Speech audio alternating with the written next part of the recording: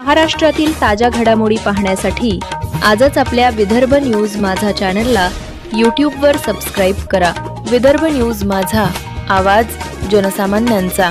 जनसंघर्ष अर्बन घोटाळ्याला आज 1 वर्ष पूर्ण।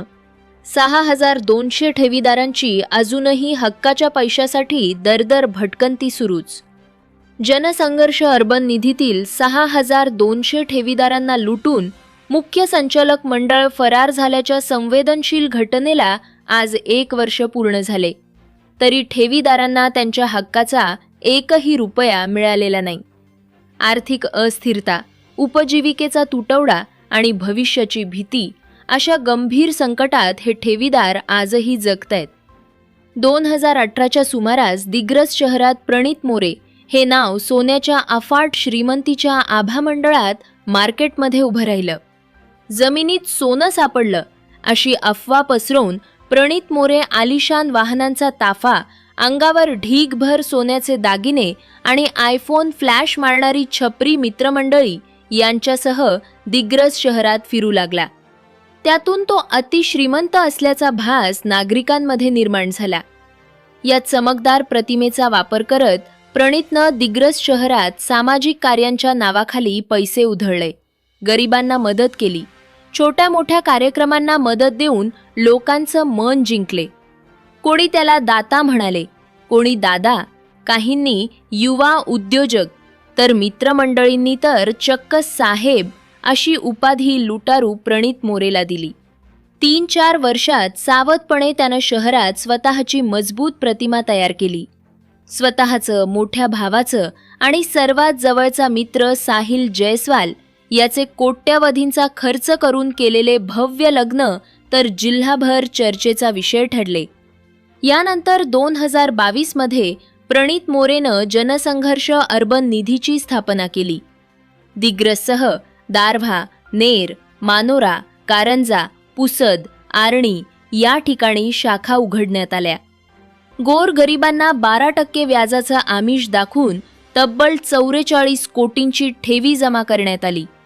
सुरुवातीला सर्व काही व्यवस्थित चालले, परंतु 2024 मध्ये प्रणित मोरेनं कारंजा मानोरा विधानसभा निवडणुकीत उडी घेतली। कोट्यवधी रुपये निवडणुकीपूर्वी उधळल्यानंतर निवडणुकीतून शेवटच्या क्षणी माघार घेतली। निवडणूक, व्यक्तिगत खर्च आणि मित्रमंडळींच्या ऐशारामावर ठेवीदारांचं कोट्यवधी रुपये खर्च करून प्रणित आर्थिकदृष्ट्या कोलमडला। त्यामुळे आपल्या नावावरील प्रॉपर्टी जे मिळेल त्या भावात प्रणितनं विक्रीस काढली। ही संशयास्पद हालचाल पाहून नोव्हेंबर-डिसेंबर 2024 दरम्यान ठेवीदारांनी पैसे काढण्यास सुरुवात केली। शाखेत ग्राहकांच्या रांगा लागल्या। परिस्थिती हाताबाहेर जात असल्याची जाणीव होताच प्रणित मोरे 9 डिसेंबर 2024 रोजी कुटुंबासह गाव सोडून पळून गेला। त्याची मित्रमंडळी देखील काही दिवसांपर्यंत नॉट रिचेबल झाली।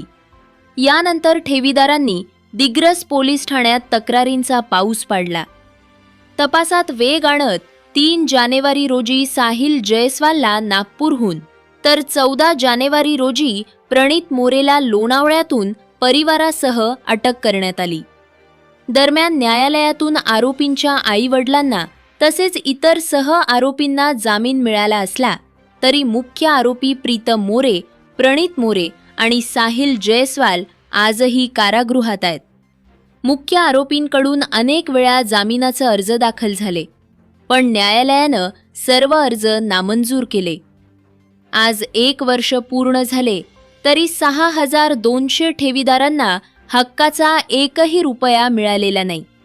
घर चालवणं, मुलांच्या शिक्षणाची जबाबदारी, आजारपणाचा खर्च आणि कर्जफेड या सर्वांचा बोजा वाढत असून ठेवीदार आर्थिक गर्तेत धकलले जात आहेत।